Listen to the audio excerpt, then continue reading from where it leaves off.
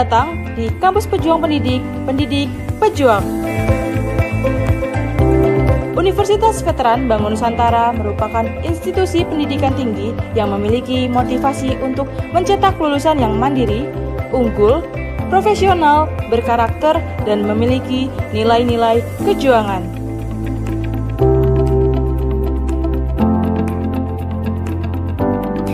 Saya Rektor Universitas Veteran Bangun Nusantara, Profesor Dr. Farida Nugrahani Magister Humaniora. Misi Universitas Veteran Bangun Nusantara adalah terwujudnya universitas yang unggul, berkarakter, mandiri, dan memiliki nilai-nilai kejuangan.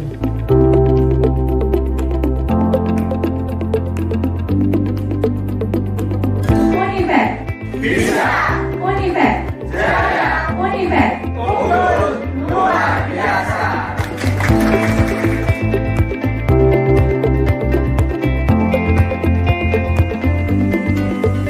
Kampus Universitas Veteran Bangun Nusantara terdiri dari 6 fakultas unggulan dan 1 program pasca sarjana.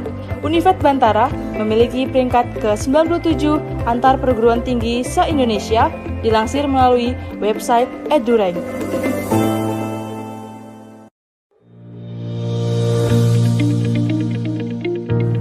Menyelenggarakan pendidikan yang berbasis pada nilai kejuangan, Univet Bantara didukung dengan kegiatan perkuliahan yang terkelola secara profesional dan difasilitasi dengan sarana dan prasarana yang representatif guna mendukung proses pembelajaran mahasiswa.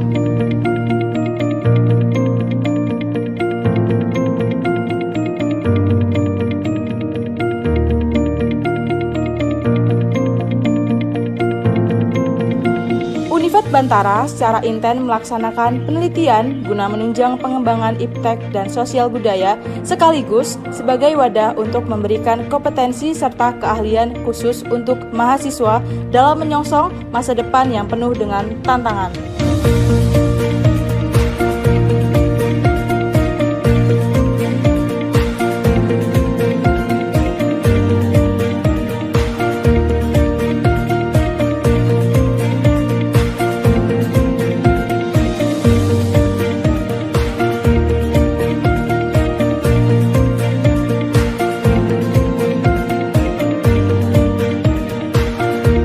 Pengabdian kepada masyarakat merupakan bagian yang secara intensif dan aktif dilaksanakan Univet Bantara dengan melibatkan dosen serta mahasiswa sebagai wadah untuk membentuk karakter serta sebagai bentuk kepedulian sosial dan menjadikan generasi Bantara.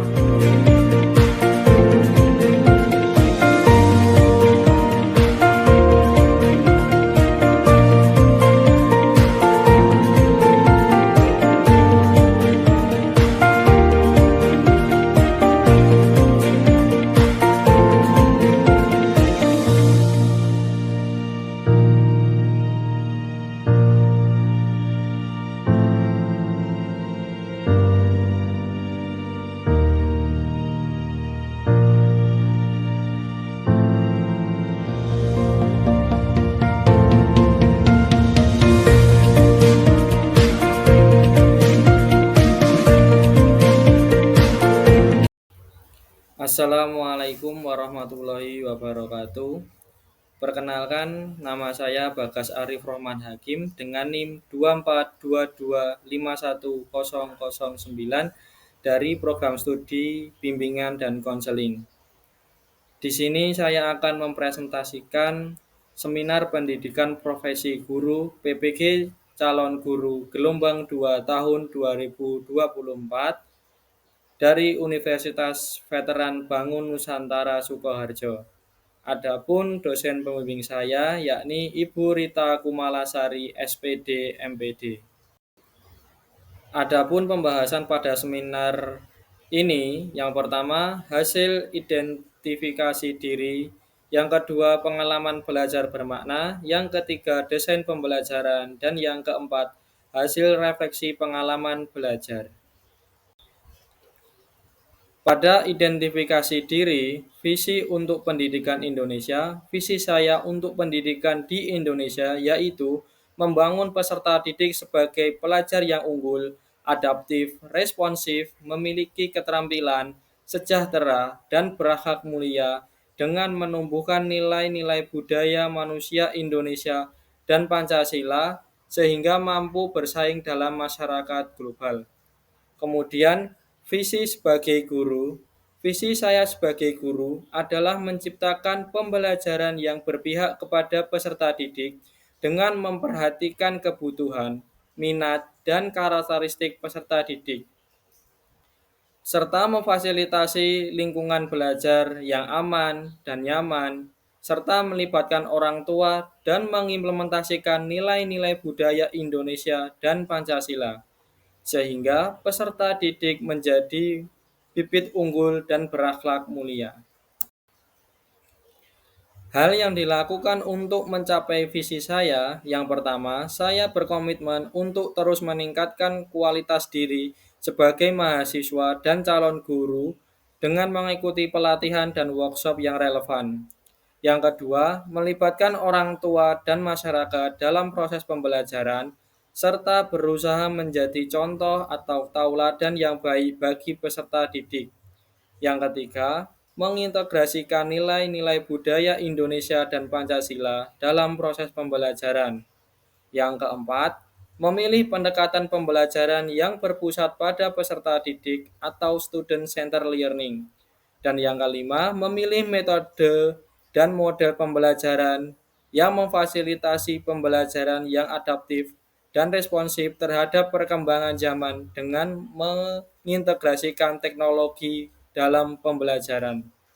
Dan yang keenam, membangun lingkungan belajar yang aman dan nyaman saat proses pembelajaran. Adapun pengalaman belajar bermakna yang saya dapatkan selama mengikuti PPG ini, saya mendapatkan 12 mata kuliah secara keseluruhan. Adapun 6 mata kuliah pada semester 1 dan 6 mata kuliah pada semester 2. Pada semester 1, pertama saya mendapatkan mata kuliah filosofi pendidikan. Mata kuliah ini memberikan pemikiran baru terhadap sistem pendidikan di Indonesia yang sesuai dengan pemikiran Ki Hajar Dewantara seperti penerapan sistem Among dalam proses pembelajaran. Yang kedua, yakni mata kuliah pemahaman peserta didik dan pembelajarannya. Mata kuliah ini memberikan pemahaman bagi saya dalam mendalami kebutuhan peserta didik yang beragam sehingga dapat menciptakan lingkungan belajar yang aman dan juga nyaman. Yang ketiga, ada mata kuliah pembelajaran berdiferensiasi. Pada mata kuliah ini memberikan ilmu bagi saya terkait memahami bagaimana menciptakan pembelajaran yang sesuai dengan gaya belajar peserta didik seperti audio, visual, dan juga kinestetik. Pada mata kuliah yang keempat, yakni asesmen 1, pada mata kuliah ini mengajarkan saya lebih dalam menganalisis kebutuhan peserta didik, kemudian menerapkan layanan dasar yang sesuai dengan metode, media, dan materi yang sesuai. Pada mata kuliah yang kelima, yakni sosiokultural, ini memberikan pemahaman kepada saya terkait keberagaman sosial dan budaya di Indonesia yang mempengaruhi pendidikan di Indonesia. Adapun mata kuliah yang terakhir di semester 1, yakni mata kuliah yang ke-6, PPL 1, mata kuliah ini memberikan kesempatan untuk kegiatan langsung di sekolah untuk melakukan observasi langsung, asistensi mengajar, dan melakukan praktik pembelajaran terbimbing di sekolah. Kemudian pada semester 2, saya mendapatkan mata kuliah yang pertama yakni pembelajaran sosial emosional. Mata kuliah pembelajaran sosial emosional ini memberikan banyak pemahaman tentang pentingnya dukungan sosial dan emosional yang baik dalam proses pembelajaran. Hal ini penting untuk dikembangkan oleh pendidik dan juga peserta didik. Mata kuliah yang kedua yakni pengantar pendidikan untuk ABK. Mata kuliah ini mengajarkan kepada saya bagaimana pentingnya penerapan sekolah inklusi di sekolah untuk memberikan layanan dukung bagi peserta didik yang menyandang disabilitas sehingga hak kebutuhan khusus pada aspek pendidikan juga dapat terpenuhi. Pada mata kuliah yang ketiga yakni asesmen 2, pada mata kuliah ini merupakan kelanjutan dari mata kuliah sebelumnya di mana pada prinsip pengajaran asesmen 2 ini memberikan pemahaman lebih lanjut terkait dengan layanan responsif dalam bimbingan dan konseling. Pada mata kuliah yang keempat, yakni PPL 2, Mata kuliah ini memberikan pengalaman lebih bagi saya dalam menerapkan teori yang sudah dipahami pada mata kuliah untuk diterapkan dan diimplementasikan eh, di lapangan seperti praktik pengalaman mandiri atau praktik pembelajaran mandiri. Kemudian pada mata kuliah yang kelima yakni proyek kepemimpinan, mata kuliah ini melatih saya untuk merancang proyek yang bermanfaat bagi lingkungan masyarakat. Kegiatan ini juga melatih saya untuk menjadi pemimpin yang bijaksana dan dapat mengambil keputusan yang bertanggung jawab. Pada mata kuliah yang keenam, yakni PPKS, sesuai dengan banyaknya kasus kekerasan seksual di Indonesia, melalui mata kuliah ini, saya bisa mempelajari dan berjanji untuk ikut serta dalam melakukan pencegahan dan penanganan pada kasus kekerasan seksual di Indonesia.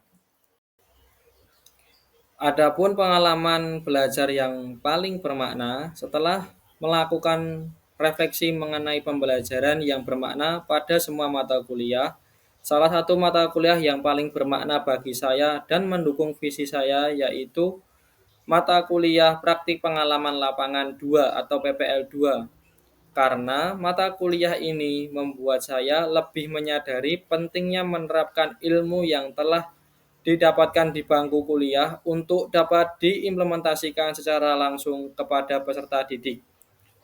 Serta mata kuliah ini memberikan pengalaman yang paling bermakna untuk dapat melakukan latihan pembelajaran mandiri pada bimbingan klasikal sebanyak 4 siklus.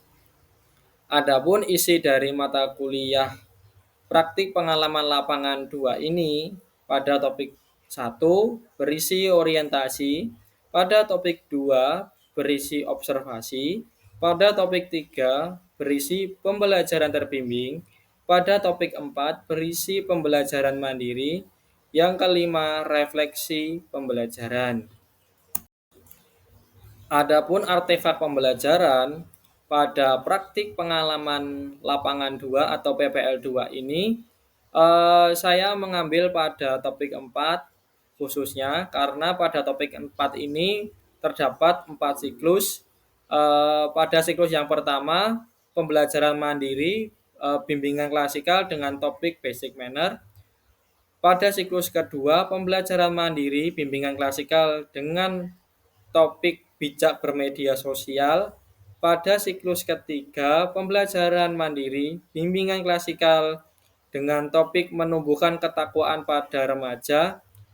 Dan yang terakhir, siklus keempat, pembelajaran mandiri, bimbingan klasikal dengan topik berani jujur itu hebat. Adapun saya menyertakan link artefak mengenai pembelajaran mandiri, bimbingan klasikal dapat dilihat pada link yang telah saya lampirkan. Pada desain pembelajaran ini, saya mempersiapkan modul ajar bimbingan klasikal dengan topik layanan kenali bakatmu, pilih profesimu. Dan saya juga mempersiapkan media pembelajaran berupa spinner kintar atau kincir pintar yang berisi 8 kategori sektor. Serta saya juga mempersiapkan media tambahan berupa kartu soal yang mana berisi soal-soal yang akan didapatkan dari ke-8 kategori sektor tersebut. Saya juga melampirkan mengenai foto pelaksanaan layanan bimbingan klasikal dan yang terakhir saya menyertakan link buku panduan spinner kintar atau kincir pintar ini yang dapat diakses pada link yang saya sertakan. Pada media pembelajaran, saya mempersiapkan media pembelajaran berupa PPT, spinner kincir pintar, dan juga kartu soal. Adapun PPT materi pembelajaran, saya mempersiapkan PPT materi pembelajaran ini karena merupakan salah satu media yang saya gunakan untuk memudahkan peserta didik dalam mendapatkan materi pembelajaran yang berisi mengenai ringkasan materi terkait dengan kenali bakatmu, pilih profesimu. Kemudian adanya media pembelajaran berupa spinner kintar dan kartu soal ini merupakan media yang saya gunakan untuk membentuk pembelajaran yang interaktif karena setiap anggota kelompok memiliki kesempatan untuk memutar spinner kintar tersebut sehingga berpeluang mendapatkan salah satu dari 8 kategori sektor sehingga mendapatkan salah satu kategori sektor tersebut sehingga peserta didik mendapatkan soal dari kartu soal yang telah saya persiapkan. Pada bagian langkah bimbingan klasikal, yang pertama, guru BK memulai pembelajaran dengan mengucap salam, menanyakan kabar, melakukan presensi kepada peserta didik. Yang kedua, guru BK melakukan pembelajaran dengan menggunakan media PowerPoint sehingga peserta didik memperhatikan materi yang disampaikan oleh guru BK. Ketiga, guru BK meminta peserta didik untuk membentuk menjadi 6 kelompok. Yang keempat, tiap kelompok yang sudah dibentuk kemudian maju secara bergantian dan setiap anggota kelompok memiliki kesempatan memutar spinner kintar atau kincir pintar dan mendapatkan salah satu kategori sektor yang ada di dalamnya. Itu terdapat soal yang telah disiapkan pada kartu soal. Kemudian, peserta didik mengerjakan kartu soal yang telah didapatkan. Dan yang terakhir, peserta didik mengumpulkan tugas yang berupa soal tersebut tadi dan menyimpulkan hasil pembelajaran bersama dengan guru BK. Bahwa DNA manusia itu tidak hanya memberikan bakat, tapi juga memori. Ini di luar konteks pembelajaran. Silakan di searching di internet. Fakta menariknya adalah DNA manusia itu tidak hanya bisa memberikan keturunan mengenai bakat, tapi juga memori. Makanya kalian sering merasakan pernah mengalami kejadian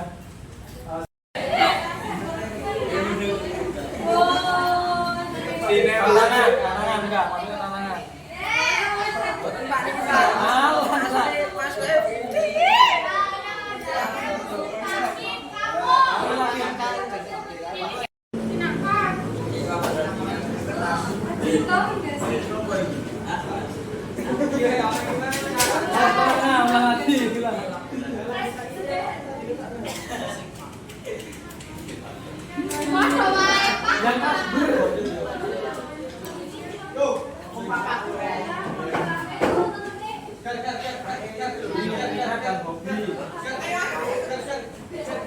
Kelompok lain kan, anggota kelompok lainnya.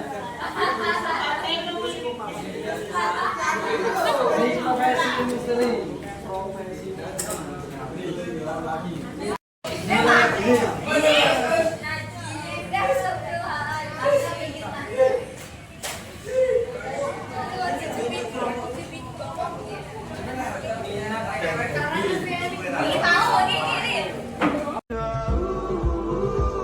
Goodbye's a bittersweet, but it's not the end. I'll see your face again. You will find me. You will find me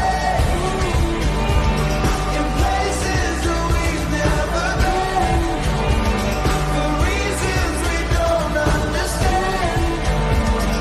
Walking. Adapun indikator penilaian pada pelaksanaan pembelajaran, yakni terdapat kriteria, nilai, dan juga relevansi. Adapun kriteria terdapat 3, yakni jawaban yang relevan, nanti mendapatkan nilai 0 sampai 10. Relevansinya adalah peserta didik memberikan jawaban yang menghubungkan dengan bakat, minat, dan juga karir secara holistik.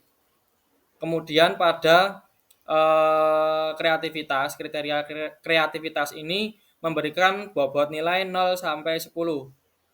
Peserta didik, adapun relevansinya, peserta didik memberikan jawaban yang disertai dengan contoh yang unik.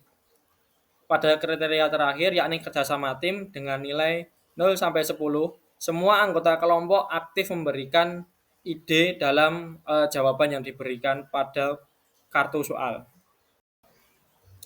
Refleksi pengalaman belajar. Setelah mengikuti serangkaian refleksi pengalaman belajar pada mata kuliah seminar PPG, saya menyadari bahwa pendidikan di Indonesia idealnya membantu peserta didik dalam mengembangkan dan mengoptimalkan potensi yang ada dalam diri mereka. Saat ini, pendidikan di Indonesia cenderung lebih fokus pada aspek akademis, di mana peserta didik dituntut untuk menguasai seluruh materi pelajaran. Namun, seharusnya pendidikan di Indonesia lebih memperhatikan potensi dan keberagaman peserta didik dengan memberikan ruang bagi mereka untuk mengembangkan keterampilan baik di bidang akademis maupun non-akademis. Saya juga menyadari bahwa untuk menjadi guru yang profesional, saya perlu memiliki berbagai keterampilan yang mendukung peran tersebut. Antara lain seperti menguasai strategi pengajaran yang efektif bagi peserta didik, penggunaan beragam model atau metode pembelajaran yang disesuaikan dengan kebutuhan individu peserta didik, seperti kemampuan awal, gaya belajar, dan minat mereka, serta mengembangkan dan menyusun rencana pembelajaran yang kreatif dan menarik, sehingga memudahkan peserta didik dalam mengikuti proses pembelajaran. Serta saya mampu mengelola kelas dengan baik, menciptakan lingkungan belajar yang positif, aman, dan nyaman bagi semua peserta didik. Pada bagian rencana tindak lanjut, terdapat 3 hal penting yang akan saya lakukan ketika memulai karir saya sebagai guru. Pertama, saya berkomitmen untuk terus meningkatkan pengetahuan dan keterampilan sebagai guru dengan aktif mengikuti workshop, pelatihan, dan webinar di bidang pendidikan. Kedua, saya akan berupaya menyusun rancangan pembelajaran yang kreatif, menyenangkan, dan memanfaatkan teknologi, sehingga dapat memberikan pengalaman belajar yang bermakna bagi peserta didik. Ketiga, saya akan bekerja sama dan berkolaborasi dengan rekan sejawat untuk saling berbagi pengalaman praktik baik dan ide-ide inovatif yang dapat mendukung pembelajaran. Selain itu, sebagai guru profesional, saya akan menjalankan tugas dan tanggung jawab sebagai pendidik dengan penuh komitmen. Saya akan berusaha menyusun rancangan pembelajaran dengan tepat dan mempertimbangkan model, metode, dan asesmen yang sesuai dengan kebutuhan peserta didik. Selain itu, saya akan menerapkan pembelajaran yang mampu memenuhi kebutuhan peserta didik secara optimal. Demikian presentasi yang dapat saya sampaikan, kurang lebihnya mohon maaf. Wassalamualaikum warahmatullahi wabarakatuh.